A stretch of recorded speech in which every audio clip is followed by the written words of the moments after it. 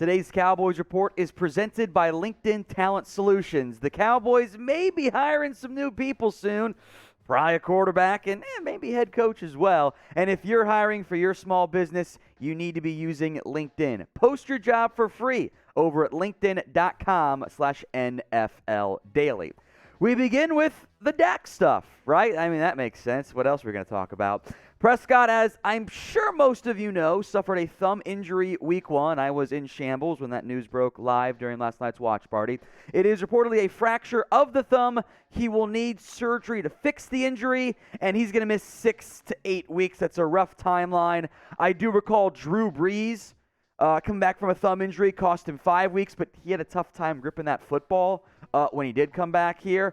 So you're going to be without Dak for a month and a half, 2 months, somewhere in that range. And by that time, your season might be cooked because your offense looked like doo-doo when you had Dak Prescott in week 1. So how screwed are the Cowboys? Scale it from 1 to 100. I am in meltdown mode myself.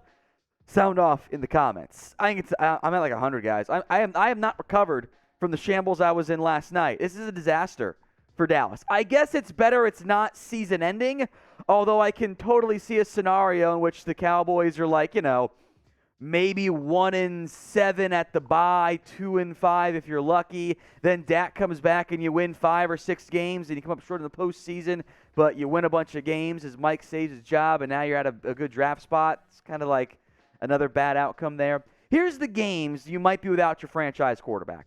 A upset Bengals team, mad about their Steelers performance in week 2. The Giants and Commanders, who both won in week 1, Titans and the Jags, respectively. I felt great about beating the Giants and Commanders. I really did. And now I don't with Cooper Rush. The Rams in week 5. The Eagles in week 6. Lions, Bears, week 7 and 8. Assuming it's Cooper Rush the whole time. We'll go more in depth on that and some replacements here in a minute. But it's Cooper Rush the whole time. 1 or 2 games, right? Like that I think that's a realistic best case outcome. Is you win 1 or 2 games. Maybe your defense balls out and forces 4 turnovers and you win a 13-9 slugfest. That's doable. Your defense was great against an awesome offense in Tampa, or at least a great offense in Tampa, but your offense was cheeks. It was bad in week 1. That was with Dak Prescott. Now your internal options at quarterback are technically not on your roster. Now, what's going to happen is they'll place Dak Prescott on IR. He'll be eligible to return for at least 4 weeks. It'll be closer to the 6 to 8 week window, of course. You promote Cooper Rush. He's your starter. Will Grier can be your backup for a couple games, and then we'll see how things go from that standpoint. But it's not good. So what do you think? Should the Cowboys go add a new quarterback? Y for yes, N for no. This is going to be the pinned comment on today's video. So if an ad break comes here on YouTube, take advantage of it. While that ad plays, head down there, type Y or N at the pinned comment. Here's my problem. The options are not good. I have gotten so many tweets, messages, the comment section as well, of course, of what about this guy? What about that guy? Do any of the available options inspire any iota of confidence in you to even survive for 6 to 8 weeks until Dak comes back? The offense was bad with Dak Prescott. Now, make no mistake, Dak did not play well. He did. Prescott struggled. He was bad in week 1. But you lose so much on offense, and it showed, right? Like, the Gallup return is going to help. I think that'll help CeeDee Lamb. It'll give you a second competent receiver. Nobody is scared of Noah Brown. No one's scared of Dennis Houston. Heck, I don't know if the Bucs knew who Dennis Houston was before week 1. Like, he was a UDFA, right? The offense lost so much. To put this in perspective, by the time week 1 was over, like the second drive when McGovern got hurt, you were down 3 of your top 4 receivers, and you were down 4 of your top 8 offensive linemen from last year. To replace all that lost talent, you added 1 new player. Come on. That's not a serious attempt at winning football games. It's not. This is what the front office set themselves up for. Their plan was, well, Dak's going to carry us. He didn't come close to it in week 1. I don't know if Mahomes would have carried you in week 1. You would have been a lot better, make no mistake. But when your O-line is not doing a great job, your receivers aren't getting you open, your quarterback's playing bad, you have penalties galore, of course you played like cheeks It's not a surprise they were so bad in that game. This is a disaster for the Cowboys. We'll get to some of the options here, Jimmy Garoppolo among them, but I have no confidence in adding any quarterback to this team. It's kind of like the Packers in week 1. Like, Rodgers didn't play great. Supporting cast was terrible. Kind of in a similar boat from that standpoint. Now, today's show is made possible by LinkedIn Talent Solutions. If you're hiring for your small business, you got to be using LinkedIn. As you gear up for fall, you need the right people on your team to help your small business fire on all cylinders. LinkedIn Jobs is here to make it easier to find the people you want to talk to faster and for free. Create a free job post in minutes on LinkedIn Jobs to reach your network and beyond to the world's largest professional network of over 810 million people. Then add your job and the purple hiring frame to your LinkedIn profile to spread the word that you're hiring so your network can help you find the right people to hire. Simple tools like screening questions make it easy to focus on candidates with just the right skills and experience. You can quickly prioritize who you want to interview and hire. That's why small businesses rank LinkedIn Jobs #1 in delivering quality hires versus leading competitors. LinkedIn Jobs helps you find the candidates you want to talk to faster. Did you know that every week nearly 40 million job seekers visit LinkedIn? Post your job for free at linkedin.com/NFL Daily. That is linkedin.com/NFL. Did a post your job for free. Terms and conditions do apply. We had a bunch of people here at Chat Sports. We appreciate LinkedIn helping us make that happen. They're all good hires, at least so far from that standpoint, so thank you, LinkedIn. I'm not going to body anyone today, Jeremy. LinkedIn.com/NFL Daily. Maybe you'll see a Cowboys open quarterback position in the near future. All right, let's talk some replacements. We'll go more in depth on this during our live show later today. So many Jimmy Garoppolo trade questions, and of the available options, he's by far your best option. He's a top 15, top 20-ish quarterback, somewhere in that range, Jimmy G is. Now, the Niners did redo his deal. He has roughly a $7 million salary for this upcoming season. Now, the rumors are here despite his no-trade clause. Now, Jimmy G can say no. I think he wouldn't mind being a starter. Here's the problem you're going to run into. Of that eight-week schedule, 7 games in there, how many are you really going to win with Jimmy Garoppolo? The Niners said, he's not our guy. He's a game manager. And game managing is fine when you have Deebo Samuel and George Kittle in one of the most dynamic ground games in the NFL. It's different when you have a decimated offensive line by your own choosing and injuries, and a patchwork receiving core led by Noah Brown and Dennis Houston as your top 2 guys beyond CeeDee Lamb, because your third-round pick couldn't even be active in week 1 somehow. Like, you're not going to beat the Bengals. Could you beat the Giants and Commanders? Maybe. Let's just say you split it. Let's say you split it. I think that's fair, right? You lose to the Rams. You ain't beating Philly right now. Let's say you beat the Lions, lose to the Bears, or vice versa. So you got 2 wins in 8 weeks, 2-6.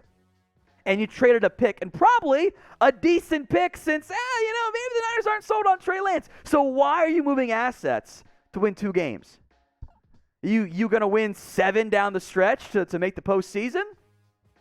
Kind of don't think so. That's my issue here, is that there's no doubt you got better options available than Cooper Rush. But do those options fix your team? Do those options salvage enough to make your team? Like, Jimmy G's not a better quarterback than Dak Prescott. He's not. It's not going to be better results, lesser competition. The supporting cast will probably play better, but it ain't going to fix it. So with that in mind, would you trade for Jimmy Garoppolo? D for deal, ND for no deal. Sound off for me in the comment section. I do want to hear your thoughts as this becomes a safe space to vent here across the board on the Dallas Cowboys report. D for deal, ND for no deal. Let's move now to Tyler Huntley, as we're in that situation for Huntley. Look, Huntley is mentioned by ESPN, which I find interesting. ESPN pitched it, and again, we're in a similar conversation of okay, cool. Is he any good? Huntley was fine for the Ravens. He offers you some, dual threat ability from that standpoint, but is he better? Does he really fix your team? Is he better than Rush? Yes. Are you winning more than 2 or 3 games with Tyler Huntley? No. Am I sacrificing a draft pick, and probably a decent one again, since I mean, if Lamar Jackson goes down, the Ravens need Huntley. They got nobody behind him. Like, it's the same situation that they're in. I don't have any faith right now in them being able to work. And, like, he's a good athlete. He is. He's a good backup QB. He's not God. Like, he's not that great. Again, it's a decent trade option, but it's a Teddy Bridgewater, Gardner Minshew. Producer Jamie wants me to say no. Like, these options aren't great. Now, if you want to sign somebody, I think that maybe makes some more sense since you got Rush and Greer right now. So name a player who you want to add. And remember, it's going to take you a couple of weeks to get up to speed with the playbook. And that's also a problem when you're on a tight timeline. Name a player you guys want to add for me in the comment section. To the good times and so much lately the bad, we have you guys covered here at the Cowboys Report. We will be live later today. Our Cowboys Monday live shows will go on. It will be a safe space to vent. I will not be mean to anyone. We all have opinions. We're all upset, but it'll be a safe spot to vent. Daily videos still coming. Hit that big red button and subscribe. Let's talk Cam Newton now. Of the free agent quarterbacks who are not retired, looking at you, Fitzpatrick, I guess Newton's the best one out there. It's not saying anything, though. He is a shell of his former self. He's just not – he's not good anymore. We saw 2018 he was fine. He didn't play 2019. Bad in 2021. Bad in 2020 overall. Like, guy's got 3 more INTs and touchdowns in 2 years. It's not winning football. He can run a little bit. That shoulder's not right.